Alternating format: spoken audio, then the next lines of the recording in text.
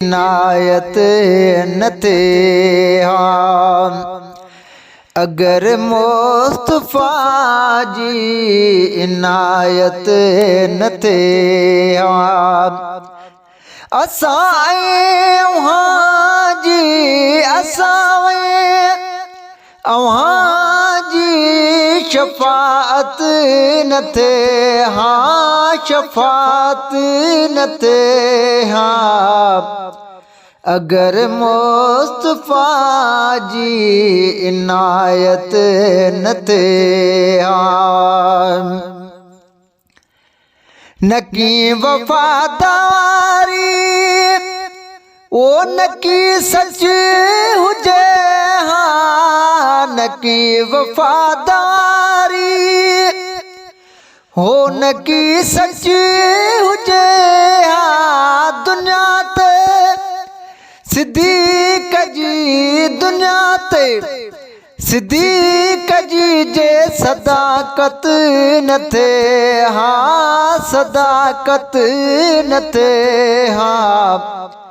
अगर मुस्तफा जी इनायत न थे हाँ अगर मुस्तफा जी इनायत न असाए वहाँ जी असाए वहाँ जी शफात न थे हाँ शफात न थे हाँ अगर मुस्तफा जी इनायत न थे हाँ न की फौज थे हाँ ओ न की कोर टोई न की फौज थे हाँ न की कोर टोई जे हज़रत उमर जी जे हज़रत उमर जी अदालत न थे हाँ अदालत न थे हाँ अगर मुस्तफा जी इनायत न थे हाँ अगर मुस्तफा जी इनायत न थे हाँ असाए वहाँ जी असाए वहाँ जी शफात न थे हाँ शफात न थे हाँ अगर मुस्तफा जी इनायत न थे हाँ न कुरान उस्मान साईं लिखे हाँ न कुरान उस्मान साईं लिखे हाँ कुरान जी कद कुरान जी कद तलावत न थे हाँ तलावत न थे हाँ अगर मुस्तफा जी इनायत न थे हाय अगर मुस्तफा जी इनायत न थे असाए वहाँ जी वो असाए वहाँ जी शफाअत न थे हाँ शफाअत न थे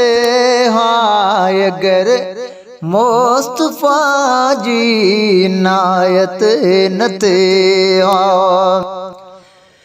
वरी को बहादुर जमे हान जग में वरी को बहादुर जमे हान जग में अली जी अदाजे अली जी अदाजे शुजाअत न थे हाँ शुजाअत न थे हाँ अगर मुस्तफा जी इनायत न थे हाँ अगर मुस्तफा जी इनायत न थे असाए वहाँ जी वो असाए अवां जी शफात न थे हाँ शफायत न थे हाँ अगर मुस्तफा जी इनायत न थे न कलेमो पढ़ो जे करीबो बला में न कलेमो पढ़ो जे करीबो बला में अलीअ जे बचन जीवो अलीअ जे बचन जी शहादत न थे हाँ शहादत न थे हाँ अगर मुस्तफा जी इनायत न थे हाँ अगर मुस्तफा जी इनायत न थे हाँ असाई वहाँ जी असाई वहाँ जी शफात न थे हाँ अगर मुस्तफा जी इनायत न थे जिम्मेवार ज़ामिन चे मीरल गिलाल जिम्मेवार ज़ामिन चे मीरल गिलाल मोहम्मद मिलोनत मोहम्मद मिलोनत जमानत न थे हाँ जमानत न थे हाँ अगर मुस्तफा जी इनायत न थे हाँ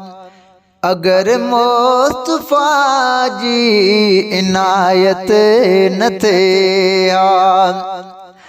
असाई अवां जी असाई